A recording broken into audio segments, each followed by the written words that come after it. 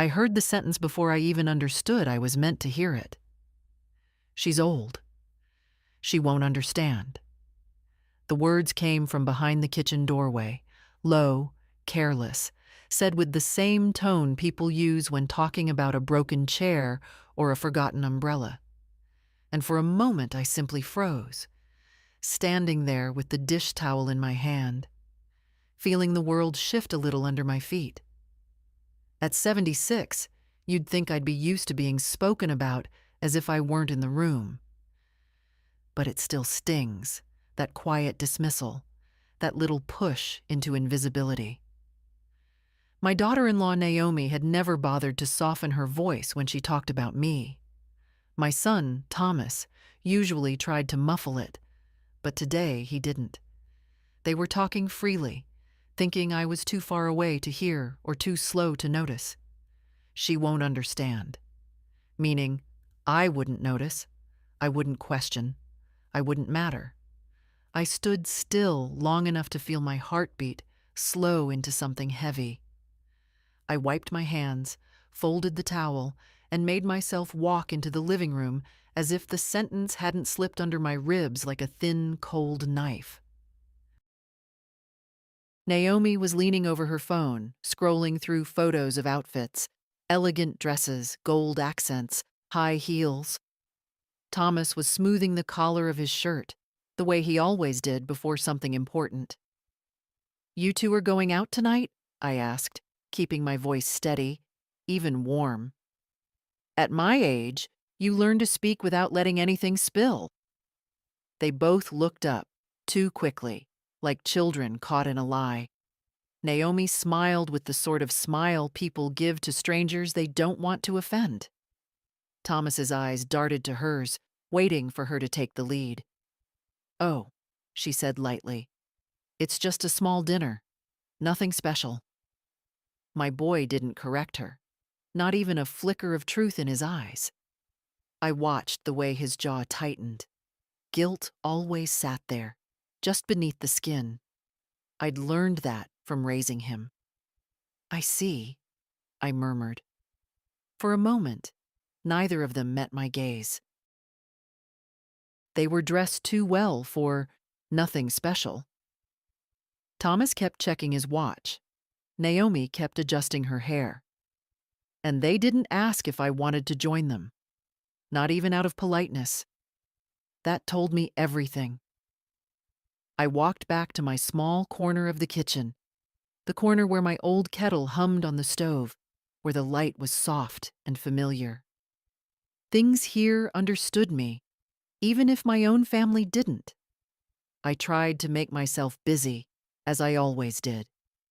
I arranged the sugar jar, straightened the napkins, adjusted the small ceramic plate I'd bought years ago at a thrift shop. A pointless ritual, but rhythm quiets pain. Then I heard Naomi's voice again, this time sharper, whispering, but not quietly enough. "It's better if she doesn't come. She'd feel out of place. She never knows how to behave at these things." Thomas didn't protest. He just exhaled through his nose, impatient, embarrassed. Embarrassed of me. It shouldn't have hurt as much as it did. But I suppose there's no age where a mother stops hoping her child will be proud of her. When they finally left, the door shutting with a neat click, I stood in the empty hallway for a long time. Their laughter drifted from the porch, fading with the sound of their car pulling away. My house felt colder without a single window open. I walked to the mirror in the hallway, looked at myself, gray hair pulled back simply, soft lines around my eyes. A woman who had worked hard her entire life, raised a son alone after her husband died, paid every bill Thomas couldn't, held this family together through more storms than they ever knew. And yet, according to them, I wouldn't understand. But I did. I understood more than they thought. Enough to know that tonight wasn't nothing special. Enough to know I was never meant to be part of it. And enough far more than enough, to freeze their account before breakfast. I spent the first hour after they left walking through rooms that suddenly felt too large, as if the walls had quietly shifted farther apart. The silence in the house had weight to it, a kind of heaviness that settled on my shoulders, the way grief used to. I made myself a cup of tea I barely tasted and sat by the window, watching the street where nothing much ever changed. At this age, familiarity is supposed to soothe. But that night, it only reminded me of how small my world had become. Their world, meanwhile, seemed to be expanding.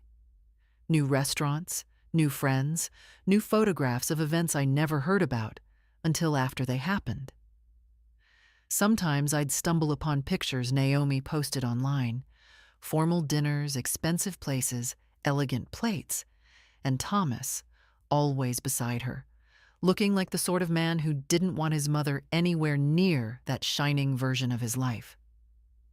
I would look at those photos and think quietly, when did I become an extra in a story I helped build? On the mantel above the fireplace stood photographs of my husband, Daniel. I reached for one without thinking. The one where he stood in front of our first little house, hair ruffled, smiling at me instead of the camera. He'd been gone for 11 years now, but I still caught myself moving through the house as if leaving space for him. "You'd know what to say," I whispered to the glass. Daniel had never allowed anyone to talk down to me, not even our own son. But life without him had turned me softer, quieter. Too quiet, perhaps. I put the photo back in its spot and walked toward the spare bedroom, the one Thomas and Naomi used on the rare occasions they stayed over, back in the days when visits weren't just about what they needed. I opened the dresser drawer inside. It still held the blanket I'd knit for them as a housewarming gift 12 years ago. They said it didn't match the decor and left it here. For when we visit, they said. They never took it home, and I never asked why. Now I realized I hadn't asked many things. In the hallway closet were boxes I hadn't opened in years. I dragged them out one by one, sitting on the floor because my knees complained and I didn't want to argue with them. Inside, the boxes were snapshots of a life lived with full devotion, handmade birthday cards from Thomas when he was a boy, the receipts from his college tuition I'd covered when he struggled, the invoice for his first car insurance, which I paid because he'd just moved in with Naomi, and they were tight on money. Everywhere I looked, I saw proof of a woman who had given and given and given. The strange thing about generosity is how quietly it becomes expected, how naturally people begin to lean, then lean harder, until they no longer realize they're leaning at all. And you, old fool, you let them, because love is a soft and stubborn thing. When I opened the last box, I found the small wooden jewelry case Daniel had given me for our 20th anniversary. Inside it were the deed papers to the little cabin we used to rent by the lake each summer, a cabin I sold to help Thomas revive a small business that failed 6 months later. He'd barely remembered to thank me. Sitting there on the floor, I realized how long I'd let the same story repeat itself. My phone buzzed on the coffee table, but I didn't move. I knew it wouldn't be Thomas checking on me. It never was. It would be some automated message or a reminder I'd set for myself months ago. No one was thinking of me tonight. It was strange how betrayal doesn't always roar. Sometimes it comes in soft steps, in exclusions dressed as oversights, in quiet moments like this one, when you realize you've been erased from the table you once set. I walked back to the window, watching the street lamp flicker on. The house across the road glowed with warm light. The neighbors had guests, laughter drifting through their open door. I stood there for a long time, letting the sound settle into the emptiness of my home. By the time I closed the curtains, something inside me had shifted. A small, steady flame had lit itself. Nothing dramatic, just a certainty. I wasn't angry, not yet. Anger is loud, and what I felt was quiet. Quieter than breath, but firm, solid. Let them have their night. Let them sit around their elegant table without me. Let them pretend I wouldn't understand. I understood perfectly. And in the morning, when I rose with the first light, as I always did, I knew I would no longer be the woman they expected me to be. Not ever again. By morning, the house felt different. Not lighter, not heavier, just honest, as if the walls finally stopped pretending. I moved slowly through the kitchen, the way I always did, my joints stiff from the cold night. The kettle whistled its thin little song, and I brewed myself weak tea, the kind Daniel used to tease me for drinking. Hot water with ambition, he called it. I smiled at the memory, then let the smile fade. Today wasn't a day for soft thoughts. I carried my tea to the dining table, clearing a small space among the things I'd pulled out the night before. Old receipts, notes, worn envelopes, all jumbled reminders of years spent plugging holes in other people's lives. I pressed my fingers to the table's wooden edge, feeling its familiar grooves. Then I inhaled and began sorting. The first envelope I opened held the bill from Thomas's car accident 15 years ago. He'd hit a mailbox while driving too fast in the rain. The insurance premium went up, and I paid the difference for 2 years because money was tight. I remember how Naomi thanked me then, thin, polite, already distant. That was before she started calling my help Mom's contribution, as if it were a duty, not a gift. Next, a stack of folded documents, tuition fees for his second degree. That was the year he'd said, "Mom, I swear this will change everything for us." And I believed him. I always believed him. There were receipts from repairs on their old house, roofing, plumbing, broken windows after a storm. "We'll pay you back," they promised. The phrase had repeated so often, I could almost hear it echoing from the papers. Not once had they tried. I pushed them all aside and reached for a thicker manila folder, one I hadn't opened in years. Inside were bank statements with regular transfers to Thomas's account, some large, some small, all withdrawn from the savings Daniel and I built over 40 years. Looking at those pages, I could almost hear Daniel's voice in my ear. "Be careful, Maggie. Don't give away more than you can live without." But grief makes you reckless sometimes.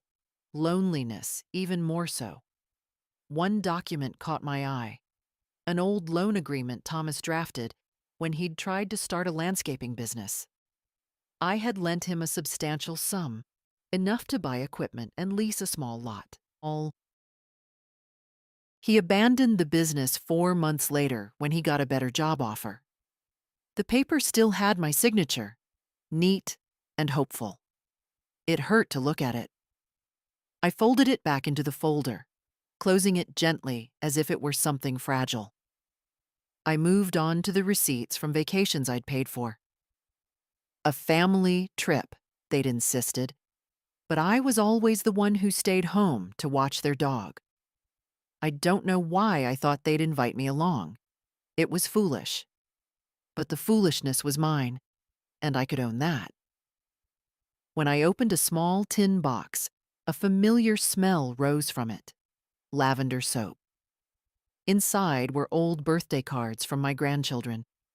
Their handwriting changed over the years, growing steadier. Lily's cards always had a personal note, something she wrote herself. The others were clearly chosen by Naomi, signed quickly, without thought. I held Lily's most recent card for a moment, my chest tightening around the memory of her hug last week, the only one in the family who truly saw me. I set the cards aside, careful not to bend the corners. Then came the document I dreaded most. The financial authorization form I'd signed 6 years ago, giving Thomas access to my account in case something happened to me. Naomi had insisted it was safer that way. "You're getting older, Mom," she'd said. "It's better if we can manage things for you." I had agreed, not because I trusted her reasons, but because I'd been tired. Tired in the quiet, heavy way that makes you give up small pieces of yourself until suddenly you have none left to offer. Now, reading my own signature, I felt an unexpected steadiness settle in my chest. "Not anymore," I whispered. My voice didn't tremble. I continued sorting through the drawers in my study, found statements for the automatic payments I'd set up for their house, mortgage contributions, utility bills covered, just until they get back on their feet. They'd been getting back on their feet for over a decade. Then came a thin plastic folder I hadn't seen since Daniel's funeral. Inside were the notes from the meeting with our attorney back then. I saw a reminder in Daniel's handwriting. "Protect Maggie first." He'd underlined it twice. My breath caught in my throat. I traced the ink with the tip of my finger, feeling something tighten, then loosen inside me. For the first time in a long while, I felt Daniel's presence in the room, not as memory, but as clarity. I gathered all the papers into tidy piles, each one a quiet testament to years of unquestioned giving, years of being the support beam for people who'd forgotten who built the house. By the time the clock struck 9, the sun had risen fully. Light filled the room, falling over the table, over the papers, over my hands. I wasn't confused. I wasn't fragile. And I certainly wasn't someone who wouldn't understand. I understood perfectly. And the day was just beginning. By afternoon, the house no longer felt like a quiet refuge. It felt like a witness. Every room seemed to hold its breath, listening, as if it knew something was about to shift. I tried to move through my day as usual: laundry, watering the plants, folding linens that barely got used anymore. But everything I touched felt different, as though my hands themselves understood what my mind had only begun to accept. It was nearly 3 o'clock when my phone buzzed with a message. Not from Thomas or Naomi, of course not. It was from Lily. "Grandma, are you home? Can I stop by?" My chest relaxed a little. She was the only one whose messages I didn't brace myself for. I told her yes, and 15 minutes later, I heard the familiar quick steps up my porch stairs. Light, lively, unburdened by the cynicism her parents wore like coats. When she stepped inside, her face was flushed from the cold, her brown hair tucked behind her ears in that absent-minded way she'd had since she was a child. She gave me a warm hug, not rushed, not obligatory, but sincere, the kind of embrace that makes you forget you ever felt invisible. "Grandma," she said, pulling back to look at me. "How are you feeling today?" I smiled.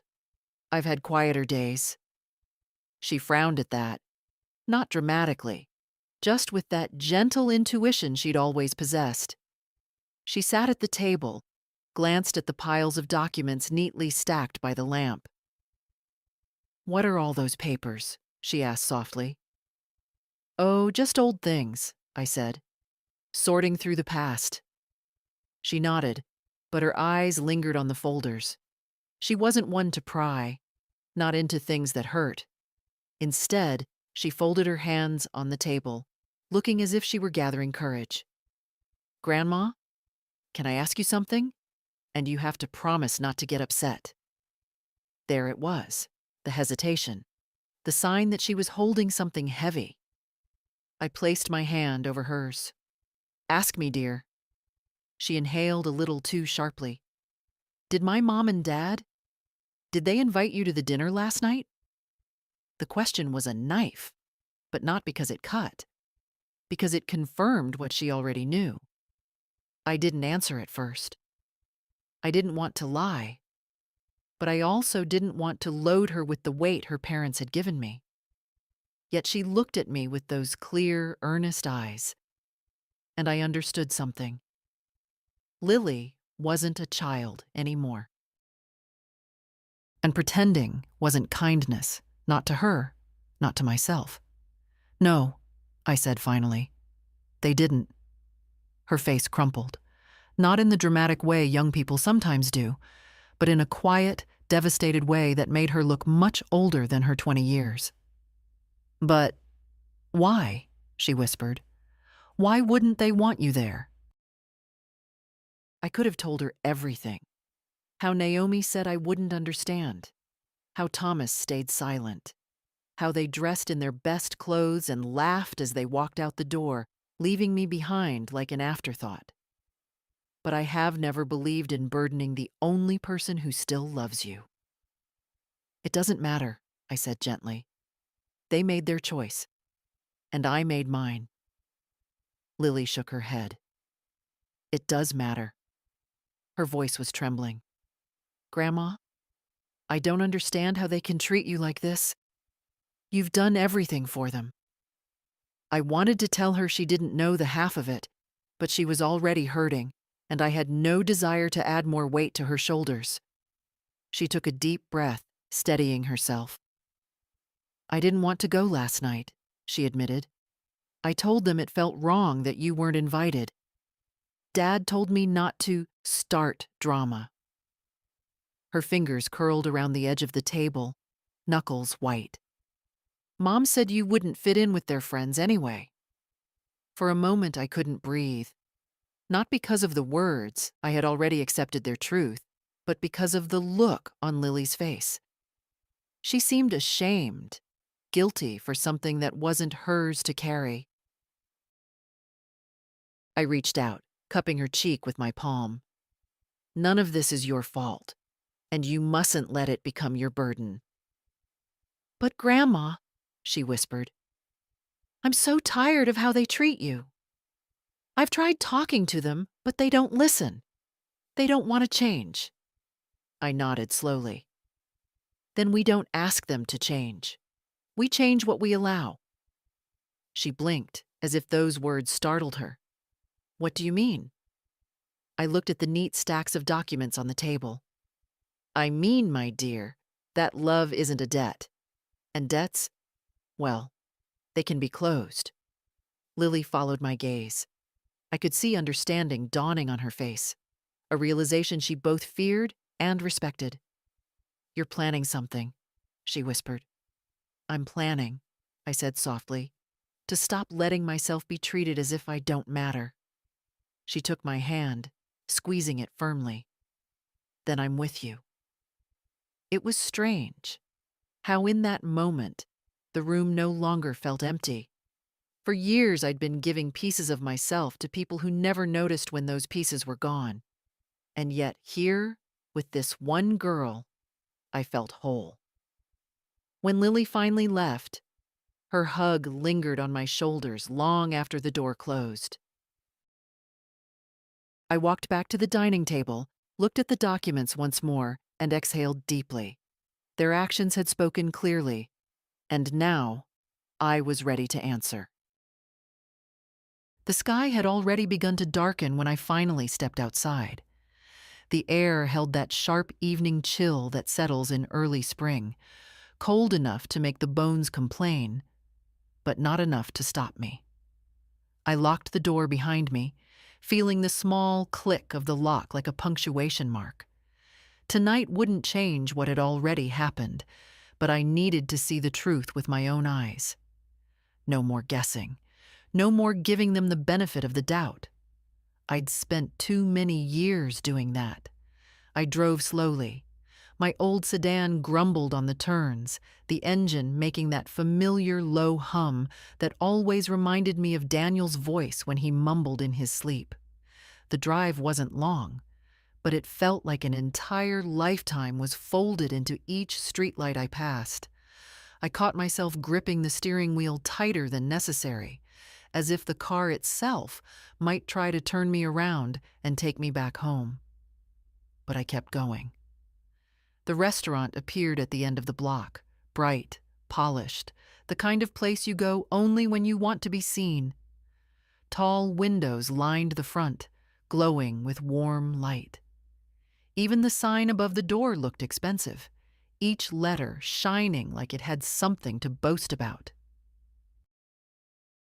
Their car was there, both of them, parked right near the entrance, washed and gleaming. Nothing about this night was small or nothing special. I didn't park close. I pulled into a space on the far end of the lot where the lamppost flickered and the asphalt showed long cracks. It felt like the right place for someone who wasn't invited. I sat there for a moment, letting the engine idle, watching people walk inside. Dressed well, chatting, laughing. Exactly the kind of crowd Naomi always tried so hard to impress. I turned the car off. The sudden silence felt too loud. My hands trembled as I reached for the door handle, not because of fear, but because age doesn't always ask permission. Still, I made myself steady.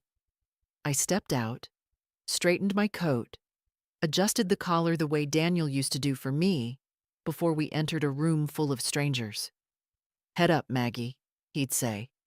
"No one can look down on you unless you bow first." I whispered it to myself as I walked. Not toward the entrance. That would have been too bold, too confrontational. I wasn't here to make a scene. I wasn't here to demand a place at their table. I was here to see the truth, quietly, the way a woman my age learns to observe the world, without being noticed. Around the corner of the building was a narrow path leading toward a side patio. A perfect view of the large windows from behind a row of young trees. The bare branches gave more concealment than you'd expect. It didn't take long to find the spot. There they were.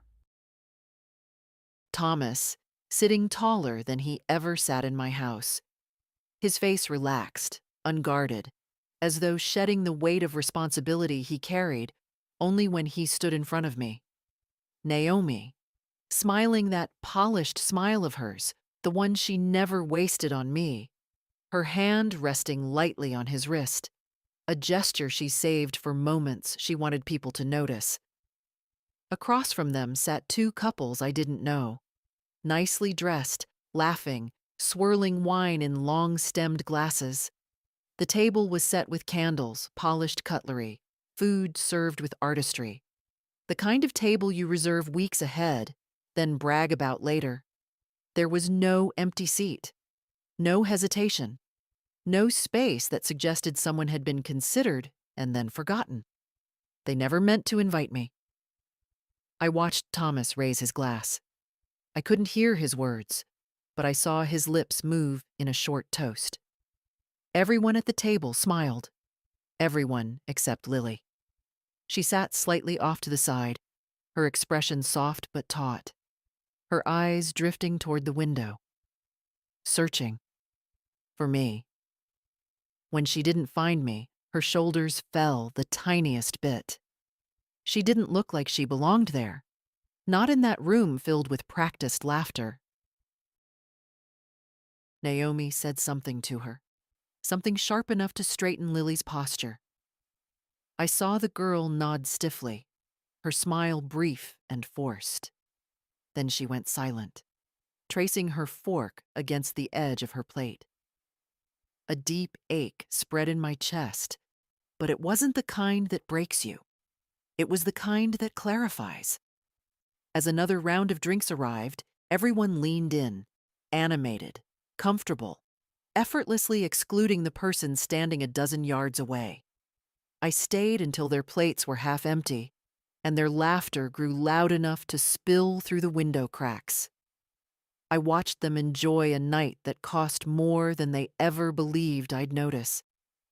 I watched them toast to themselves, to their life, to the world they built atop my shoulders. And when I finally stepped away from the window, I felt no urge to cry, no bitterness rising in my throat, just a quiet, resolute certainty. If they could celebrate without me so easily, then they would learn to live without my support just as easily. I walked back to my car, the cold air wrapping around me like a new kind of armor. Tomorrow morning, before breakfast, I would begin. And they would finally understand what it meant when someone who'd always said yes chose to say no. The house greeted me with its usual stillness when I returned, but it didn't feel empty the way it had earlier. It felt expectant, as if it knew I'd crossed some invisible threshold. I hung my coat on the hook, my fingers stiff from the cold, and stood for a moment in the hallway, listening to the quiet. Funny how silence can feel different from 1 hour to the next. Sometimes a comfort, sometimes a verdict. I made myself a cup of tea, more out of habit than desire.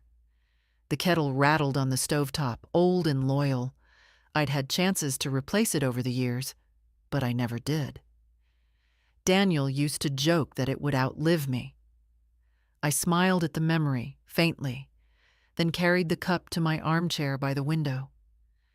The night outside was deep and calm, a few porch lights glowing up and down the street.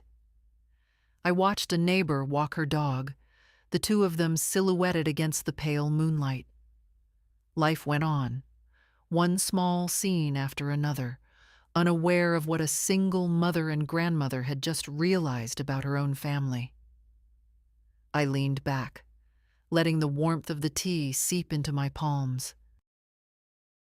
My mind replayed the scene from the restaurant, not cruelly, not obsessively, but with the clarity of someone seeing a picture finally come into focus. The laughter, the raised glasses, the easy comfort of a night they had so confidently built without me. There had been no regret on their faces, no hesitation, not even a thought that I might feel anything at all. Maybe that hurt most, their certainty that I would simply accept it. I looked around my living room. Every corner held the shadows of my life. Photographs of Daniel, a quilt I had stitched during the winter after he died, Lily's school drawings pinned to the side of a bookshelf, a lifetime collected in quiet pieces. And yet, somehow, I had let other people convince me that this life was worth less than their convenience. I set down my cup and rubbed the bridge of my nose. My eyes stung, but tears didn't come. Not because I was trying to be strong, but because I felt something sturdier than grief settling inside me. Something older, something I had forgotten I possessed. There comes a point in every woman's life, I suppose, when she realizes she has survived too much to be treated like an afterthought. Slowly, almost ceremonially, I rose from the chair and walked to my desk. The lamp cast a warm circle of light over the surface. I pulled open the drawer and took out a small notebook, the kind I used to write grocery lists and reminders in. But tonight, it would serve a different purpose. I sat down and began writing. Not long sentences, not explanations or pleas, just names, companies, payment schedules, automatic transfers, notes about accounts Thomas had access to, notes about authorizations I had signed when my hands were weaker and my heart was softer. I didn't rush. I wrote slowly, carefully, like a woman taking inventory of her own life. I paused now and then, listening to the steady tick of the clock on the wall. It sounded louder than usual, insistent, as if marking the minutes until morning. When I finished, I closed the notebook with a deliberate, final motion. I placed it neatly beside the bank folder on the desk. Tomorrow, before breakfast, I would go. I would sit with the bank manager, look him in the eyes, and say the words I had never allowed myself to even imagine. Cancel everything. Freeze the accounts. Revoke the authorization. I rested my hand on the notebook for a moment. My fingers felt steady. My breath steady. My heartbeat, too. Outside, the neighbor's porch light switched off, plunging the street into deeper quiet. I turned off my own lamp, leaving only the small hallway light glowing. The house felt gentler now, as though approving of the decision I had finally reached. I walked to my bedroom, my steps slow but firm. For the first time in a long while, I didn't feel old. I simply felt sure. Tomorrow, they would learn who I still was. And tonight, I allowed myself the rare comfort of going to bed without doubt. Morning arrived earlier than I expected. I woke before the alarm, before the sun fully settled over the rooftops, with that strange, clear-headed feeling I'd almost forgotten I could have. Usually, the first minutes of my day were slow, joints protesting, mind foggy, body hesitant. But not today. Today I rose with purpose. I brewed tea but didn't linger over it. I drank half a cup while standing at the counter, the way I used to on workdays decades ago, when Daniel and I both rushed out the door before dawn. The memory steadied me. I rinsed the cup, put on my coat, and tucked my notebook, the one filled with last night's careful lists, into my bag. The bank opened at 8. I was parked outside at 7:45. There were only 2 other cars in the lot. A young couple sat in one of them, arguing quietly. In the other, a man in a suit studied a stack of papers on his steering wheel. I didn't linger on them. I had enough of my own life to face today. When the doors unlocked, a young teller greeted me with that polite smile people give older women, gentle, practiced, faintly patronizing. "Good morning," she said. "How can we help you today?" "I'd like to speak with the branch manager," I replied. "Is it about an existing account?" "Yes," I said. "One that needs immediate attention." Something in my tone must have carried weight, because she nodded quickly and gestured for me to sit. Minutes later, a man in his 50s with gray hair at his temples stepped out of an office. "Mrs. Holding, please come in." His office smelled faintly of lemon cleaner and coffee, the kind that had been sitting on a warmer too long. He shook my hand, firm but not forceful, then waited for me to settle into the chair across from him. "How can I assist you?" he asked. I opened my notebook, flattening the pages with steady hands. "I need to revoke all financial authorizations previously given to my son," I said, effective immediately. The manager straightened slightly, respectful now. "Of course, we can do that. May I ask if there has been any issue with misuse of funds?" "No," I said. "The issue is a long habit of allowing things I should not allow." He nodded, understanding more than the surface of those words. "And beyond revoking authorization? I want to freeze the secondary accounts," I continued, flipping to another page. "Stop all automatic transfers to his household, mortgage contributions, insurance payments, the utilities I've been covering, every recurring charge connected to their address, all of them." He scanned the list, eyebrows lifting in quiet surprise. "These are quite a lot of payments." "I'm aware. May I ask," he said gently, "if you'd like us to notify your son of the changes?" "No." My voice was quiet, but unshakable. If he discovers it, let him discover it on his own. The manager didn't question me. Instead, he turned to his computer, typing steadily. I watched his fingers move across the keyboard, each stroke like a small hammer tapping away the years I'd spent holding everyone else up. Some of these transfers can be canceled immediately, he said. Others will require signatures on new forms. Are you prepared to sign today? I came to sign, I replied. He printed a stack of documents, thick, official, precise. I read each one carefully. Not because I doubted what I wanted, but because for the first time in years, I was doing something entirely for myself. I signed slowly, deliberately, letting each stroke of the pen anchor the new boundaries I was drawing. When I finished, he slid the last paper back toward me. There's one more question, Mrs. Holding. Do you want to maintain your current accounts as they are? Or would you like to move some funds into a protected trust? My hand paused. A protected trust. A place where no one, no matter how entitled they felt, could reach. I thought of Lily, her quiet presence at my table yesterday, her concern, her loyalty, her heart. A future could be safeguarded there. A future that wouldn't be drained by people who saw me as nothing more than a well that never ran dry. Yes, I said softly. I'd like to establish a trust, and I'd like it in my granddaughter's name. His smile this time was different, real. A good decision, Mrs. Holding. When the paperwork was complete and my bag was zipped shut, I rose from the chair feeling lighter, though not in the careless way youth feels light. More like a weight had been lifted that I'd forgotten I was carrying. As I stepped out of the office, the manager walked me to the door.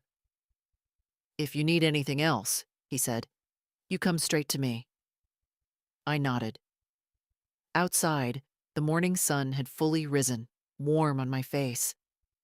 I stood there for a moment, breathing in the air. For the first time in many years, I felt something simple and clean. I hadn't lost a family. I'd finally reclaimed myself. I didn't drive straight home after the bank, not because I felt unsure, no, that part of me was steady now, but because there was one more place I needed to go, while the certainty was still warm in my chest. The attorney's office was only a few minutes away, tucked between a bakery and a small insurance agency. I'd passed it 100 times without a second thought. Today, it felt like stepping into a different chapter of my life. Inside, the waiting room smelled faintly of paper and old carpet.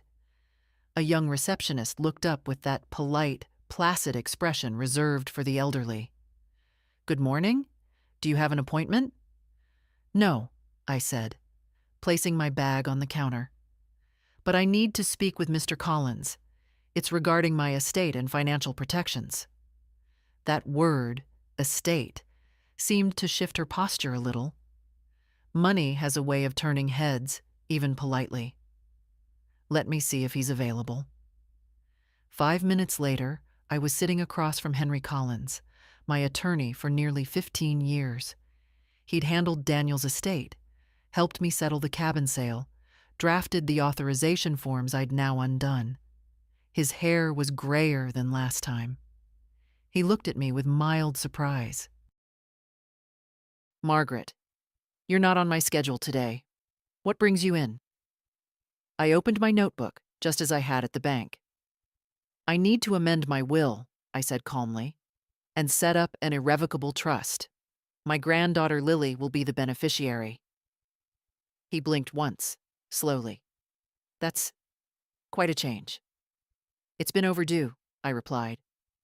He leaned back, studying me the way people study quiet lakes, before realizing how deep they go. Does your son know you're making these adjustments? No, I said, and I don't intend to discuss them with him. Something about that made him nod with genuine respect, not legal obligation. He opened a folder and pulled out the necessary forms. "Tell me exactly what you want protected." "All of it," I said. "Every remaining savings account, the house, the pension fund. And I want explicit instructions preventing any family member other than Lily from contesting the trust." He paused mid-note. "That's firm language." "I've spent too many years being flexible," I said quietly. "It's time I learned how to hold things together for myself, not for everyone else." We spent nearly an hour reviewing details: succession, trusteeship, medical directives, property control. He asked careful questions. I gave careful answers. I didn't rush. Age teaches patience, but hurt teaches precision. When we reached the final section, Collins folded his hands. "Margaret, do you want to include any provision for your son? Even a symbolic one?" I looked at my own reflection in the dark sheen of his desk. A woman who had built a family, funded a life, carried everyone else's storms. "No," I said. "Kindness should not be repaid with entitlement." He didn't argue. He simply handed me the pen. I signed the documents with the steadiness of someone laying a foundation, each stroke of ink carving out a boundary that should have existed long ago. When we were finished, he gathered the papers neatly. "These protections go into effect immediately," he said. "And Margaret, if you need support or if anyone pressures you, call me." "I won't need to," I answered. "Not this time." When I stepped outside, a soft breeze brushed against my coat, almost like Daniel placing a hand on my shoulder. The sky was clear, the kind of blue that makes everything feel sharper. I walked to my car with slow, deliberate steps. I didn't feel triumphant. That's not what this was. I felt restored, like someone who had finally returned to herself after being gone for far too long. The first sign came earlier than I expected. I had barely set my bag down on the hallway table when my phone buzzed twice in rapid succession, sharp little vibrations that seemed almost nervous.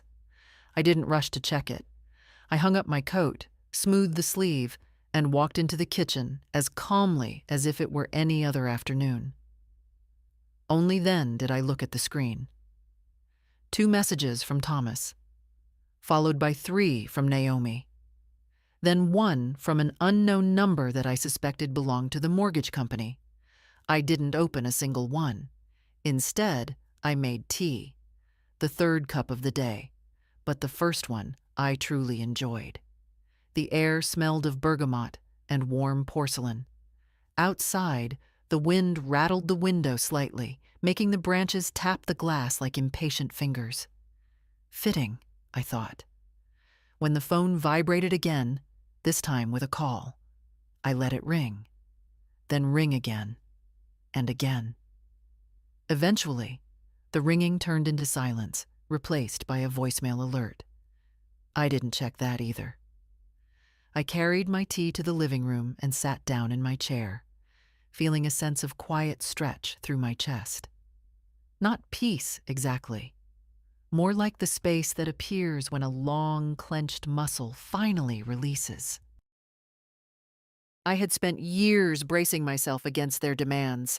Now I simply breathed. It took 20 minutes before the predictable shift happened. Panic. Naomi's messages changed from casual to clipped. "Is something wrong with the card? My payment didn't go through. Can you check your account? I'm sure it's just a glitch. Call me." Then Thomas. "Mom, the utilities didn't clear." The mortgage bounced. "Did you touch something? Call me now." Their concern wasn't about me. It never had been. They weren't wondering if I was ill or in trouble. They were wondering why their comfortable life, built on the foundation of my quiet support, had suddenly cracked. I took another sip of tea. By the time the sun dipped low, the tone of the messages had shifted again. Panic had its limits. Irritation moved quicker. Mom, what did you do? We need you to respond. This is serious. I turned the phone face down. Somewhere far away, 3 miles to be exact, my son was pacing in his living room, phone pressed to his ear, confused and irritated that the world was no longer bending quietly around him. I imagined Naomi with her crossed arms and sharp voice, demanding explanations she felt entitled to. I set my cup aside and folded my hands in my lap. The room glowed with the last of the golden evening light, warming the old photographs on the wall. Daniel's smile seemed a little less faint tonight. When the landline rang, its old-fashioned urgency breaking through the calm, I didn't move. After 4 rings, the machine picked up with my recorded greeting, my voice sounding gentler than I felt. I heard Naomi's voice spill through the speaker, shrill with frustration. Margaret, it's Naomi. We're having issues with the accounts. We need to know what's going on. Thomas thinks maybe there was a bank error, but I told him that's unlikely. Please call back. Immediately. Immediately. As if the word still held power here. I slowly exhaled. For the first time in years, I didn't feel the familiar pull, guilt, obligation, that aching instinct to soothe. There was nothing left in me that wanted to jump up and fix their discomfort. When the phone rang again, Thomas this time, I let the machine answer. Mom, he said, struggling to sound calm but failing. Listen, we need to sort this out. The payments aren't processing. Just call me. Please. I closed my eyes. That last word, please, wasn't tenderness. It was fear dressed weakly as politeness. As the machine beeped again and the room fell silent, I felt something subtle shift inside me. A small, steady flame that had been smothered for years now glowed with quiet certainty. They weren't in control anymore. They didn't know it yet. But the balance of our lives had changed. And for the first time in a long while, I wasn't the one who felt powerless. It was nearly dusk when I finally heard the soft, hesitant knock at the door. Not the loud, hurried pounding that Thomas used when he was frustrated, and not the sharp, rhythmic tapping Naomi favored. This knock was gentle, almost apologetic. I didn't need to look to know it was Lily. I opened the door to her worried face, her cheeks pink from the cold, her eyes searching mine before she even stepped inside. Grandma, she breathed. I came as soon as I could. I moved aside to let her in. Come, dear. You must be freezing. She set her bag on the small bench by the coat rack, her movements restless. Dad's been calling nonstop. Mom, too. They're driving me crazy. They said something's wrong with the accounts, that none of the payments are going through. I walked to the kitchen, putting on water for tea. Lily followed, hovering near the table with her hands clasped tightly in front of her. Grandma, she said quietly, did you do something? There was no accusation in her voice, only concern, only care. I turned to face her fully. Yes, I said simply. I did. She didn't react with shock. Instead, she released a slow breath, as if she had suspected the answer but needed to hear it from me. Can you tell me what happened? She asked. I motioned for her to sit. The kettle began its soft rumble behind me. Your father and Naomi have been depending on my finances for years, I began, long after it stopped being help and became expectation. Lily nodded slowly. She didn't interrupt. I've covered bills, debts, their mortgage, their insurance, quietly, consistently. My voice didn't shake. And last night, when they went out to celebrate without me, when they made sure I wouldn't know. I paused. I realized I had become something convenient, not someone loved. Lily swallowed hard. I knew. I mean, I didn't know the details, but I knew something wasn't right. She twisted her fingers together. I told them it wasn't fair you weren't invited. Mom snapped at me. Dad ignored me. I felt sick all night. I placed a hand over hers. You're not responsible for their choices. She blinked rapidly, eyes shining with something between anger and sadness. They're saying the bank froze everything, that they can't access the savings, that automatic payments were canceled. They think it's a mistake. It wasn't, I said calmly. I had the authorizations revoked, and I moved what remains into a trust. I gave her a soft, steady look. In your name. Her breath stopped. Just stopped. She stared at me, stunned, as if the words were too large to take in. Grandma, what? No, I can't. Why would you? Because you, I said gently, have never treated me like a burden. You've shown me respect, kindness, honesty. You come to see me without wanting anything. I squeezed her fingers. I want my life's work to go to someone who understands its weight. Her eyes brimmed with tears. Not selfish tears, not greedy ones, but the kind that come when someone feels seen. Grandma, she whispered, voice breaking, I don't want your money. I just want you. I felt something warm unfurl inside me, something that had been dormant since Daniel died. It's not about the money, I said softly. It's about choosing who values me, who values themselves. She wiped at her cheek. Dad's going to be furious when he finds out. I know, I said, but his reaction is his responsibility, not mine.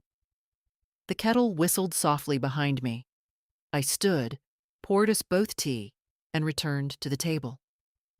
For a moment, neither of us spoke. The quiet between us wasn't heavy.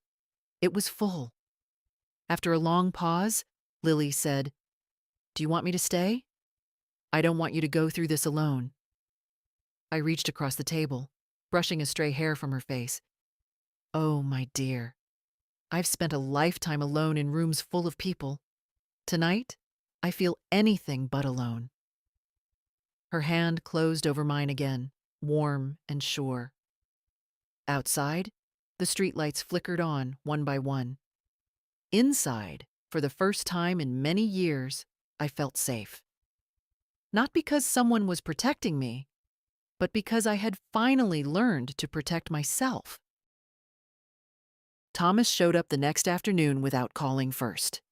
I recognized the sound of his car before I even saw it. Fast, abrupt, the way he used to pull into the driveway when he was a teenager and didn't want me to know he'd missed curfew. Some habits stick, even when the reasons behind them change. I had just finished folding a load of towels when I heard his footsteps on the porch. Heavy, determined. A man preparing for confrontation, not conversation. The knock came hard. 3 quick strikes that rattled the door. Not a request, an announcement. I opened it slowly. Mom, he said, breath tight, jaw clenched. No hello. No pause to look at me. He brushed past before I could offer to let him in, as though the house still belonged to his convenience. I closed the door gently. Would you like some tea? No, he snapped, turning toward me. I want an explanation. I studied him for a moment. The flush in his cheeks, the restless movement in his hands, the way he avoided my eyes unless he wanted something. What happened to the accounts? He demanded. The mortgage bounced. The insurance payment didn't go through. Even the grocery card. Everything's frozen. I know, I said simply. You know? His voice jumped, sharp and incredulous. Mom, our entire financial setup is falling apart. It was never your setup, I replied quietly.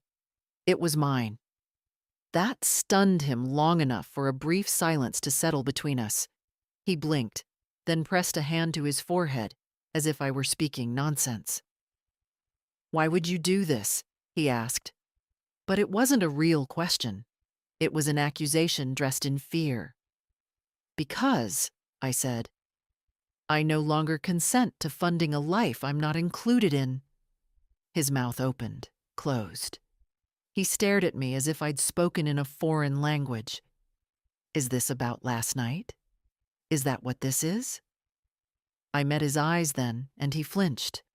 Not because I was angry, but because I wasn't. "This is about many nights," I said, "and many years. Last night only made the picture clear." He shoved his hands into his pockets. "You should have talked to me before doing something this drastic." "I've talked," I said. "You just never listened." "That's not fair," he muttered. "No," I corrected softly. "What wasn't fair was being treated like an obligation you hoped would quietly disappear." His jaw tightened. "Mom, we counted on that money." "I know," I replied. "You counted on it so much you stopped seeing it as help.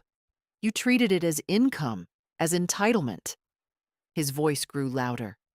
"Do you have any idea what position this puts us in?" I held his stare. "Do you have any idea what position you put me in? Being the bank, the safety net, the one who paid for everything while you left me out of the moments you celebrated?" He looked away then, toward the window, toward anything but the truth. "This is extreme," he said finally, almost pleading. "We can fix this. Just reverse whatever you did." "No, Thomas." He froze. It was the first time in his adult life I'd told him no without apology. "I've already met with the bank," I continued, "and with my attorney." His face went pale. "Attorney? Mom, what did you sign?" "Protections," I said. "For myself, for my home, and a trust for Lily." The silence that followed was sharp enough to cut. "For Lily?" he repeated. "Why her and not—" "Because she has never taken from me," I said gently. "And because she never made me feel small." He stepped back as if the air had pushed him. His voice dropped to a low, trembling anger. "So you're choosing her over your own son?" I shook my head. "I'm choosing respect. If you wanted to be chosen, you should have offered the same." For the first time in years, he didn't have an immediate argument. He looked around the room, at the photos on the wall, at the furniture he'd always assumed would one day be his. It was only then he realized none of it belonged to him anymore.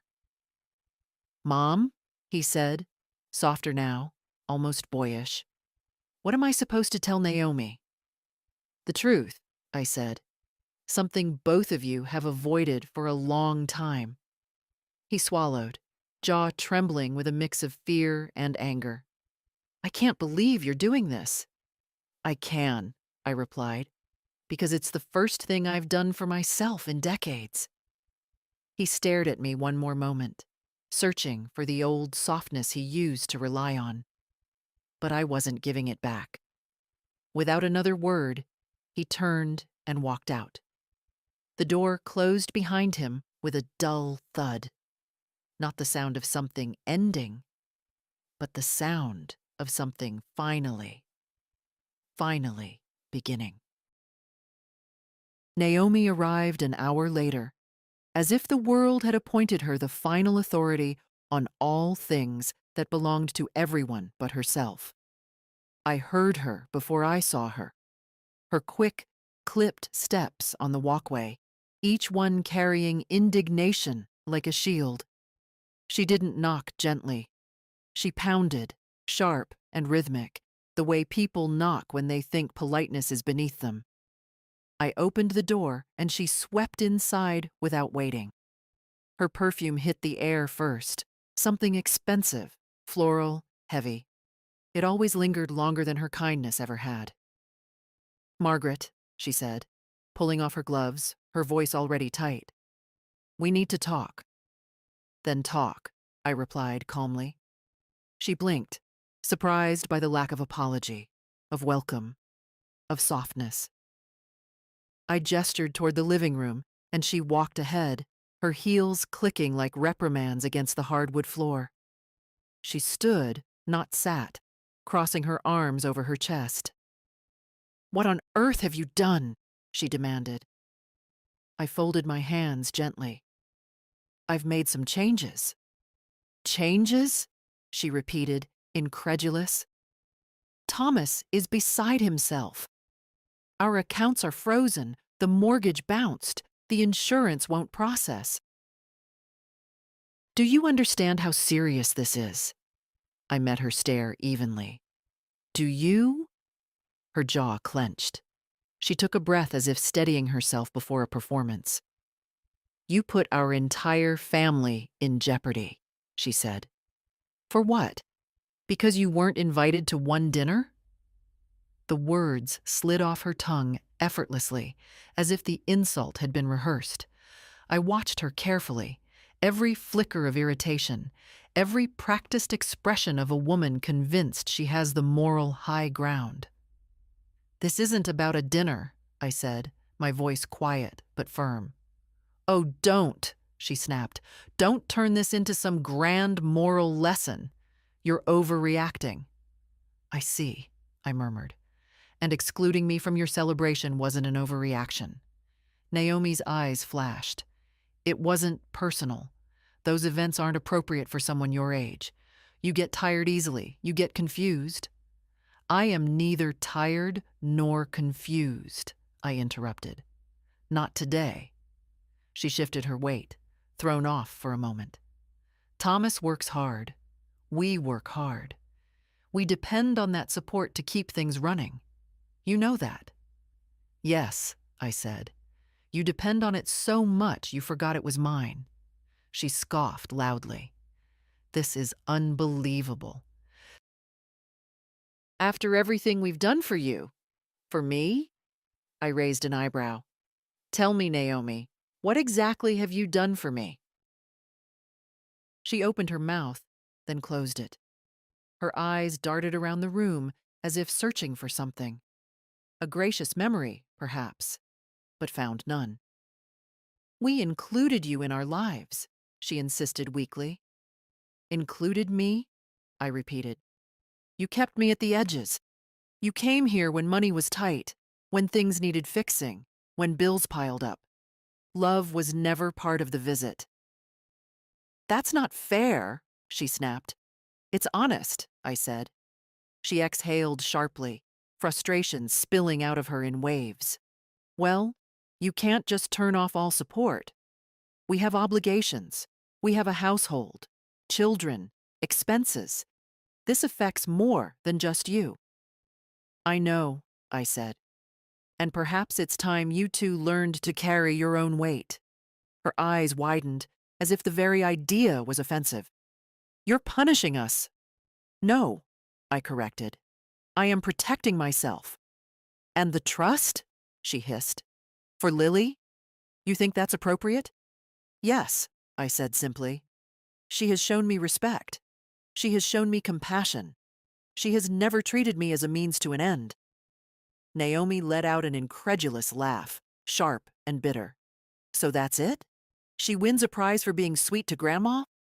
"No," I replied. "She receives what I choose to give. The same choice I gave you, again and again, and which you never valued." Her voice dropped to a low, threatening tone. "Thomas won't forgive you for this." "I'm not asking for forgiveness," I said. "I'm asking for nothing." She stared at me, truly stared, as if seeing me for the first time. Not as an elderly woman she could manage, but as someone who had drawn a line she could not cross. Finally, she grabbed her gloves and turned sharply toward the door.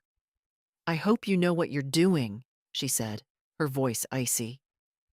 "I do," I said softly. And for once, she had no clever retort, just the sound of her heels, clicking away from a house that no longer served her and a door closing firmly behind her. The house was quiet after Naomi left, but not the heavy kind of quiet. This one felt earned. I sat for a while, letting the stillness settle, feeling it wrap around me like something warm. But it didn't last long. Conflict has a way of echoing through a family, and mine was no exception. By early evening, my phone buzzed again. Not with demands this time, but with something unexpected. A message from Lily. "Grandma, things are bad here. Can I come over?" I told her yes. 15 minutes later, she slipped through the front door, her face pale and tight around the eyes. She didn't bother with her coat. She just came straight to me. "They're fighting," she whispered, voice unsteady. "Really fighting." I guided her into the living room. "Sit, dear. Breathe." She sat on the edge of the sofa, hands twisted together. "Dad's yelling at Mom. Mom's yelling back. They're blaming each other for everything. I've never seen them like this." I nodded slowly. Pressure does that. When dependence breaks, the cracks show. Lily swallowed hard. "Mom said you've ruined their life. Dad said he can't believe you'd do this to him." I tried to say something, tried to make them understand, but they wouldn't listen. "They're not ready to hear," I said gently. "People rarely are, when a truth threatens the world they built." She lifted her eyes to mine. "Dad kept saying he deserved more time, that you should have waited, that you blindsided him." I exhaled calmly. "Your father has lived many years assuming my support was endless. To him, any boundary feels like betrayal." Lily's voice dropped. "He said you owe him."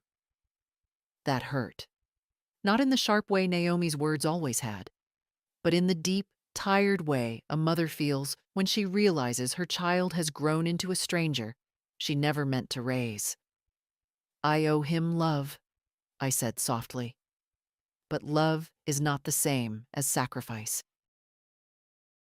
Lily leaned forward, her eyes shining. "Grandma, I don't want them to drag you back into anything. I don't want them to twist this into guilt." "They won't," I assured her. "Not anymore." She hesitated, then asked the question that had clearly been pressing on her chest. "Are you okay?" I reached out, taking her hand. For the first time in a long while, yes. She closed her eyes, relief passing over her features. "I just don't understand how they let it come to this." "They didn't let it," I corrected softly. "They created it, bit by bit, choice by choice, and now they have to stand in what they built." Lily sighed, heavy and sad. "I tried to talk to Dad. I told him he couldn't expect you to pay for everything forever. He said I didn't understand the responsibilities of adulthood." That made me smile, not from humor, but from the bitter irony. "Adulthood," I said, "isn't measured by bills. It's measured by how we treat the people who raised us." She nodded slowly, absorbing that. After a moment, she leaned her head on my shoulder, a gesture so simple, yet something inside me settled with it, as if all the scattered pieces of my heart found their place again. "They're going to keep arguing," she murmured. "I didn't want to be there." "You're safe here," I said. And she was. Not because I protected her with money or rules, but because this house, my life, still carried a kind of dignity they couldn't touch. Outside, the evening deepened, shadows stretching long across the yard. Inside, there was only softness, resolve, and the quiet understanding that some bonds grow stronger when others fall away. Lily stayed until the voices in her parents' house would have faded into exhaustion. When she finally left, she hugged me tightly, whispering, I'm proud of you, Grandma. And long after the door closed, her words remained, a gentle reminder that strength, once reclaimed, doesn't need to shout. The next morning, the house felt lighter. Not in the dramatic way people describe after a revelation. No, it was quieter than that. Subtle. A kind of stillness that settles when something long overdue finally shifts into place. I woke without the usual heaviness in my chest, without the quiet dread of another day spent tiptoeing around other people's expectations. I made breakfast, simple toast, a soft egg, tea, and ate at the table instead of standing by the counter. It felt almost luxurious, sitting in my own kitchen as if I belonged in it. Funny how easily we give up small comforts when we've spent years giving up larger ones. After I cleaned up, I went to the hallway closet and pulled out the small toolbox Daniel left behind. I ran my fingers over the metal handle, remembering how he used to hum when he fixed things around the house. "Nothing is too broken," he'd say. "Just needs the right hands." My home wasn't broken, but it had been neglected. Neglected because I had placed my own needs last for so long, I nearly forgot they existed. So I started with something simple, the loose cabinet hinge in the kitchen. It had bothered me for years, swinging too wide, clicking faintly whenever I opened it. Thomas always promised he'd fix it next time, but the next time never came. I tightened the screws myself. It took 2 minutes. 2 minutes for something I'd waited years for someone else to do. I moved through the house at my own pace, dusting shelves, polishing frames, wiping down the windows. Not because I needed the place spotless, but because it felt good to take care of something that was truly mine. My hands moved slowly, intentionally, touching objects I'd ignored for too long. The small ceramic vase Daniel bought me at a roadside market. The quilt I'd stitched one winter when the power went out. The worn rug by the front door with its faded pattern of blue and gold. Around noon, I stepped outside. The sun was mild, warming the porch boards, and the neighborhood carried its usual daytime quiet. I took a walk, a slow one, steady, unhurried, down the street and back. People greeted me with small smiles, unaware of the quiet transformation inside my chest. I returned home with a bag of fresh apples and a new pair of gloves I found on sale. I hadn't bought anything for myself in months, maybe years. Back inside, I placed the apples in a bowl and tried on the gloves again, admiring how soft they felt. Small joys, the kind women often deny themselves because there's always someone else who needs something first. Later, I opened the windows to let in fresh air. Curtains swayed gently, sunlight washed over the floor, and for the first time in a long while, my home felt alive, like a place meant for living, not waiting. I sat on the porch in the late afternoon, wrapped in a light sweater, watching the street as if seeing it new. The world looked no different, but I did. Or maybe I finally allowed myself to. The phone stayed silent most of the day. No calls from Thomas, no messages from Naomi. Maybe they were still arguing. Maybe they were planning their next approach. But that was their storm, not mine. For once, the distance felt like protection, not loss. As the sun dipped low, painting the sky with that soft pink glow Daniel used to love, I breathed in deeply.